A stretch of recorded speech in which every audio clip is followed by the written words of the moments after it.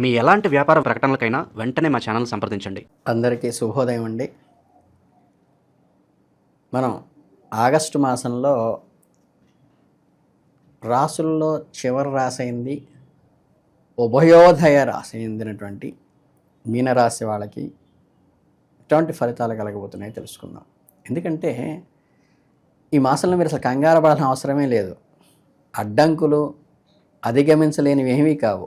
మీరు ఎదుర్కొనే పరిస్థితులకు ఇతరులు చాలా భయానకంగా కఠినంగా అనిపించవచ్చు, మీకు చాలా సింపుల్గా అనిపిస్తాయి. మీలోని భావాలు సవాళ్ళను మీరు ఎంతో సునాయాసంగా చాలా ప్రశాంతంగా దాటడానికి ఈ రాశి వారి స్వభావం మీకు ఎంతో ఉపయోగపడుతుంది. నల్లేరు మీద బండిలాగా వెళ్ళిపోతుంది.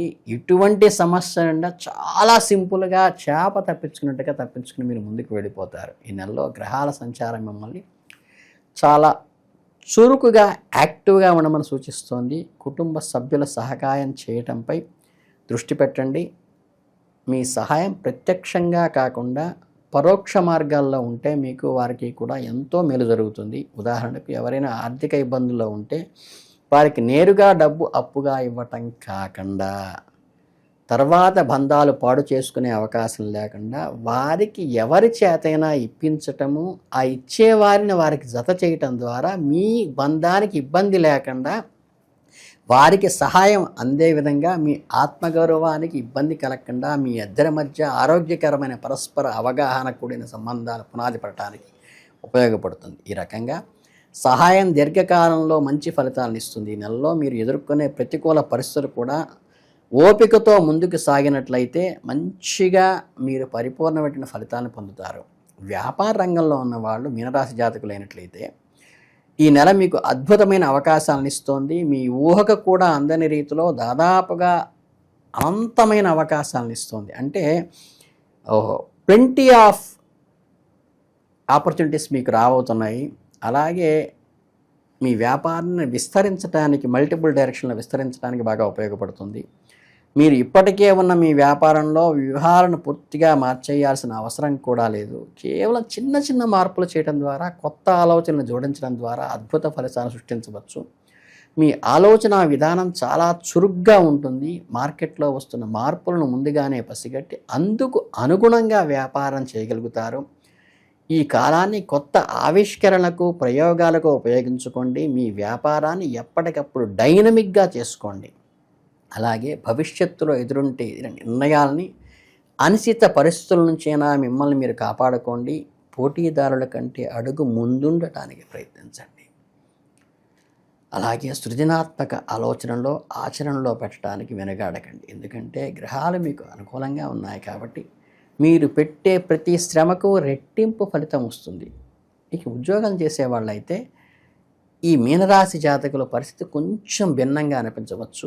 మీపై ఉన్నతాధికారుల నుండి ఒత్తిడి కలగవచ్చు. మీరు పనిచేస్తున్న వాతావరణంలో కొన్ని పరిమితులు, కట్టుబాటుతో ఉండి ఒక టైట్ పొజిషన్ రావచ్చు. మీ స్వేచ్ఛకు, ఆలోచనలకు అడ్డుకట్ట వేస్తున్నారేమో ఈ బోర్డర్ వల్ల అనే అవకాశం ఉండొచ్చు. అయినప్పటికీ ఈ పరిమితుల మధ్య కూడా మీ ఎదుగుదలకు అవసరమైన అవకాశాలు చాలా పుష్కలంగా ఉన్నాయి అనేది గమనించండి. ఎక్కడో కొత్త అవకాశాల కోసం వెతుక్కోవడం కంటే మీకు అందుబాటులో ఉన్న అవకాశాలను చేబుచ్చుకొని కొత్త వ్యూహాలతో ముందుకు సాగటం అలవాటు చేసుకోండి.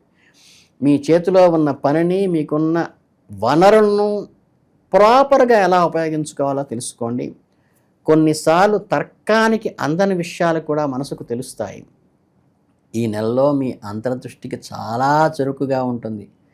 దాన్ని అనుసరించండి. మీ దగ్గర ఉన్న మరణను, నైపుణ్యాన్ని పూర్తిగా వినియోగించుకోండి. ఈ విధానం మిమ్మల్ని ఎలాంటి సవాళ్ళను ఎదుర్కొని చేస్తుంది. సహోద్యోగులతో సఖ్యతగా మెలగండి. మీరు చేసే పనిలో నాణ్యతనే ప్రధానము, లంసం కాదు. మీ పనితీరు చేసుకుంటూ ముందుకు వెళితే ఆటోమేటిక్గా మీరు టిక్ పడి మీకు 10 మంది గౌరవ మర్యాదలు ఒక్కసారిగా లభిస్తాయి. ముఖ్యంగా ప్రేమ వ్యవహారాలు కనిపిస్తే మీరు మీ ఊహాశక్తి కొంచెం కళ్ళెం వేయండి. మీ మనసును గుర్రంలాగా పరిగెడుతూ ఉంటుంది, దాన్ని కొద్దిగా ఆపండి. మీ భాగస్వామి ప్రవర్తనలో చిన్న మార్పులు వచ్చినా సరే మీరు 100 రకాలుగా ప్రతికూల కారణాలు ఊహించుకొని ఆందోళనకు గురవుతారు. వారు అలసిపోయి ఇంటికి వచ్చి పని ఒత్తిడిలో భారం చేసే బదులు మీపై వారికి ప్రేమ తగ్గిందేమో అనే భావన మీలో మెదులుతుంది.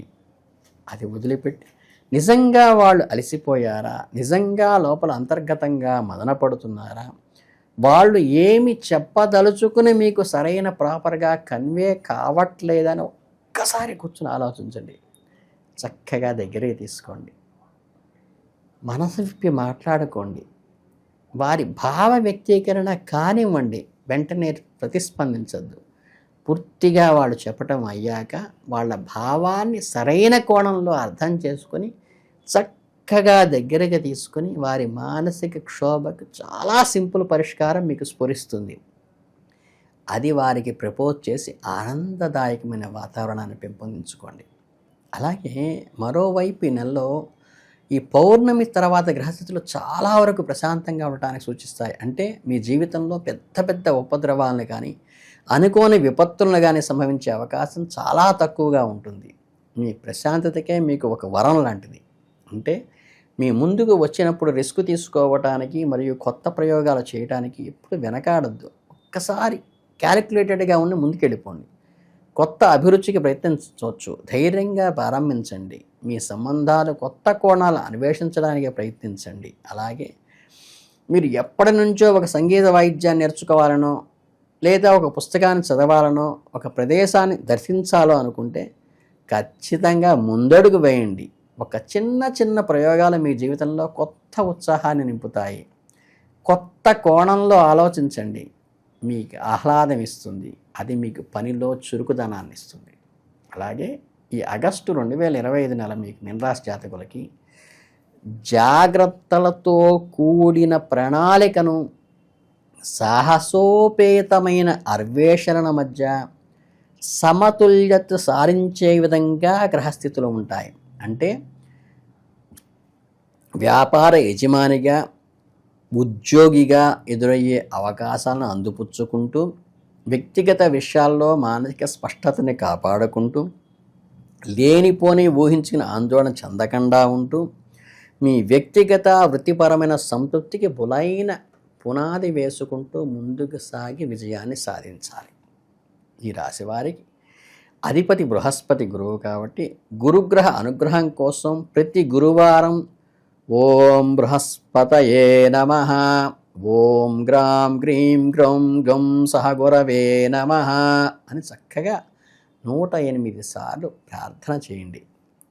అవి మీకు స్పష్టంగా రాలేదనుకోండి, చక్కగా వీలైనంత వరకు పచ్చని వస్త్రాలు, పసుపు పచ్చని వస్త్రాలు వేసుకోవడానికి ప్రయత్నించండి. అలాగే స్వామివారికి పచ్చని వస్త్రాలకు చీర రవిగుడ్డ అమ్మవారికి పట్టడానికి ప్రయత్నించండి. ఇంకా సున్నితమైనది గురుర్బ్రహ్మ గురుర్విష్ణు గురుర్దేవో మహేశ్వర గురుర్ సాక్షాత్ పరబ్రహ్మ తస్మై శ్రీ గురవే నమః. ఈ ఒక్క శ్లోకం 11 సార్లు రోజు ప్రశాంతమైన మనస్సుతో ఇదే స్పీడ్లో చేయండి. గురువు అనుగ్రహం కలుగుతుంది. మంత్రాలు స్పష్టంగా పలకలేమని బాధపడద్దు. గురు అనుగ్రహం కలగటానికి చక్కగా దత్తుల వారి చరిత్ర పారాయణ చేస్తే కూడా గురు అనుగ్రహం కలుగుతుంది. చక్కగా మనకి మధ్వాచార్య కానీ, రామానుజాచార్య కానీ, శంకరాచార్య కానీ వారికి ఒకసారి పాతస్మరణంగా స్మరించుకుని వారికి ఆ మార్గంలో వారు చెప్పిన భావాలతో ఒక అడుగు వేసి వారి చరిత్రను ఒక అధ్యాయం తెలుగులో ఉన్నదాన్ని పారాయణ చేయటం వల్ల గారా గురు అనుగ్రహం కలుగుతుంది. అలాగే గురు సంబంధమైనటువంటి రంగు కలరిన వస్త్రాలు ధరించడం ద్వారా ఎవరికైనా ఇవ్వటం ద్వారా కూడా గురు అనుగ్రహం కలుగుతుంది. ఇక గురు బ్రహ్మ శ్లోకం చదువుకున్న గురు అనుగ్రహం కలుగుతుంది. గురు అనుగ్రహం మించింది ప్రపంచంలో మనకి ఏదీ లేదు. కనుక ఏంటంటే ఈ గురు అనుగ్రహంతో మీరందరూ మీనరాశి వారు చాలా అద్భుతమైన ఫలితాలు రాసించి ఈ శ్రావణ మాసాన్ని ఒక మరుపులేని, మరిచిపోని మధురానుభూతిగా మిగుల్చుకోవాలని మీరందరికీ ఆశీర్వదిస్తూ చాలా సంతోషం.